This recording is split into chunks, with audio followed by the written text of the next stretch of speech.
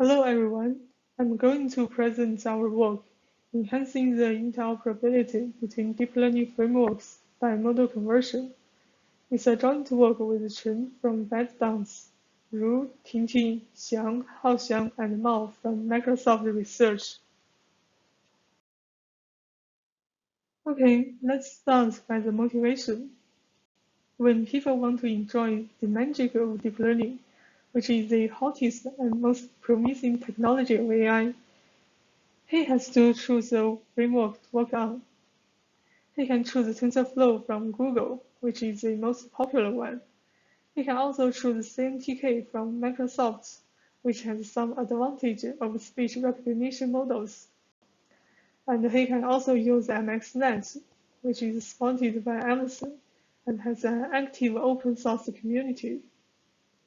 Besides these three, there are Tensor frameworks applying to different models and usage scenarios, different hardware stacks, different operating system, and software.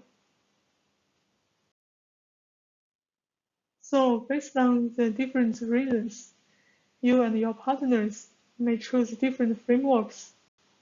Then you will find it's hard to interoperate and collaborate between these frameworks.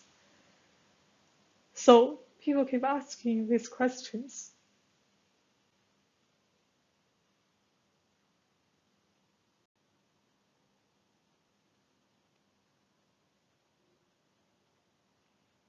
Indeed, people long for a good interoperation solution. That's why we introduced MMdnn. MMdnn supports to convert deep learning models between popular deep learning frameworks. You can input a TensorFlow model, or a CNT model, or a PyTorch model, etc. Then MMdnn will automatically convert it into another model which can run on the framework you specified.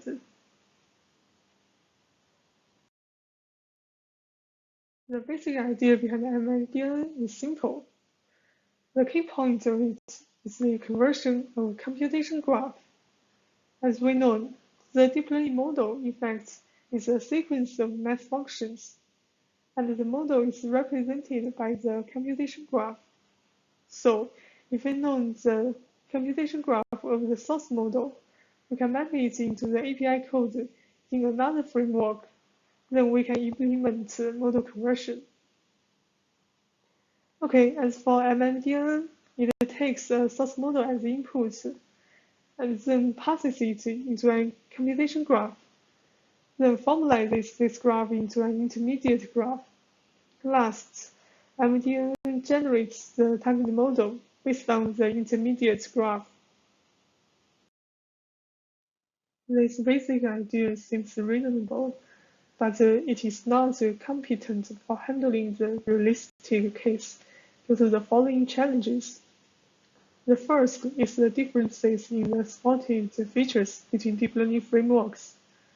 For example, the log1p operator, which means log1 plus x, is only available in PyTorch, and other frameworks don't support it. So, if we want to convert a PyTorch model with such operator, we need to implement log1p in the target framework at first. Okay, the second is the same structure may be quite different and complex than its original program expression because of the framework scheme and the optimization. For example, TensorFlow will translate layers to low-level optimized tensor operations. The third is the number of popular frameworks is relatively large.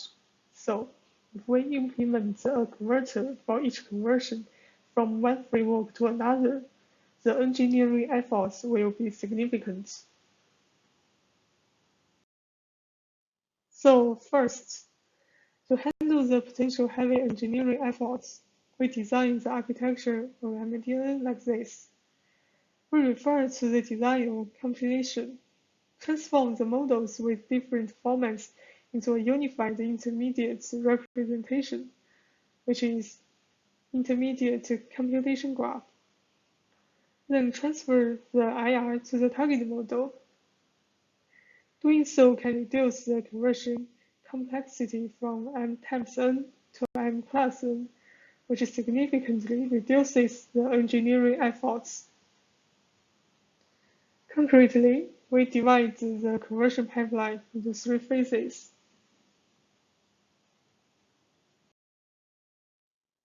Okay, the first is the source model reconstruction. During this process, the front-end parser reads the source model and reconstructs it to a computation graph.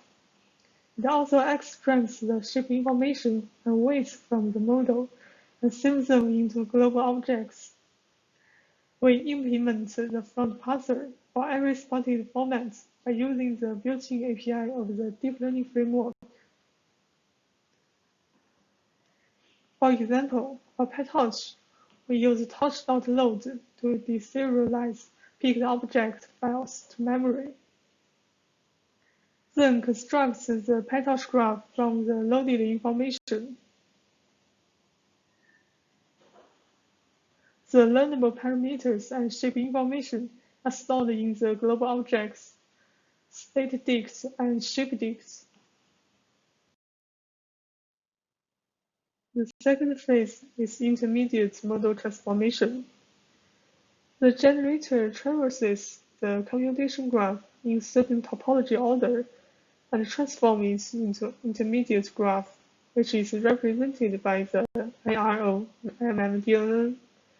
The transformation is node-to-node and is implemented by operator selection, which is a technique similar to instruction selection of compiler.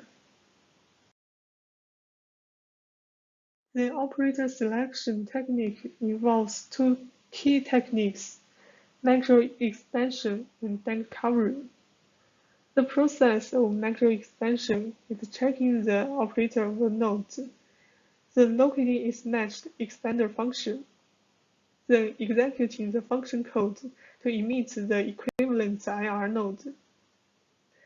The right picture is an example of an expander function, which emits IR exponential node from TensorFlow exp node. The macro expansion is straightforward and can handle basic transformation in theory, but the computation graph may be complicated. Sometimes some framework represents the graph with low-level operators, causing the computation graph huge. Although we can translate every node by macro expansion, it's not optimal if the target framework has the corresponding high-level operator. So MMdnn uses bank covering to recover the specified graph structure by searching for the predefined subgraph pattern, then translate it to the equivalent node. The last phase is target model generation. Given the intermediate computation graph, the target model generator translates it node by node to emit model construction code. It also employs operator selection technique. Then you can export the target model by the code. So far, we can acquire the model code, but the code might not run successfully because of the tensor layout issue. The issue emerges when the layout of converted model isn't spotted on the target deep learning framework. The layout is the allowed format of input data in the deep learning framework. Generally, the layout is either channel first or channel last, such as NCHW and NHWC. The deep learning model requires the specific layout, but some operators of this framework are layout specific. If we don't handle this issue, it may cause totally wrong output or even program crashes. For example, suppose there is a model which contains a concatenative operator following a convolution operator and was trained with NHWC input data. We plan to convert it to the target framework, which only supports channel-first layout.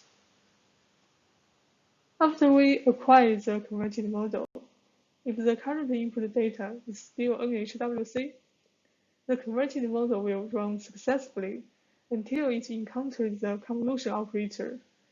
Because the convolution operator in this framework requires the input data is channel first, so the program fails. Maybe you think we can convert the input data into NCHW at the beginning, but doing so will make the program fail even earlier. The reason is the function of concat is to make the input data joined along the axis dimension.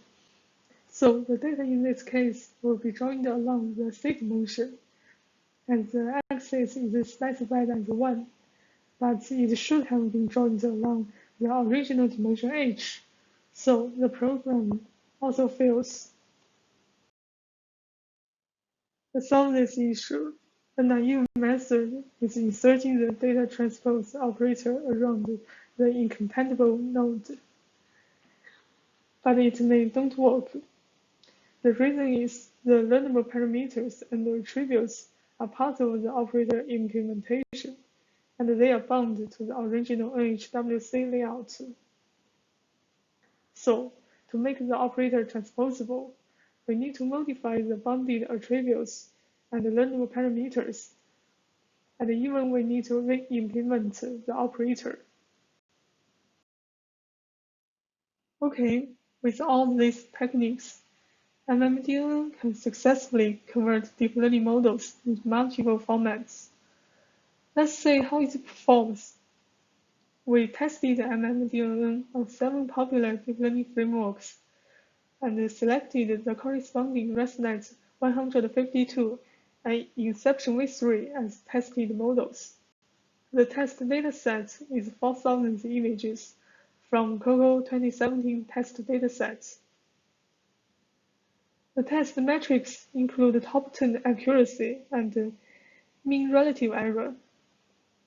First, we let yi and zi denote the result vectors computed by source model and converted model respectively, where m is the number of tested images.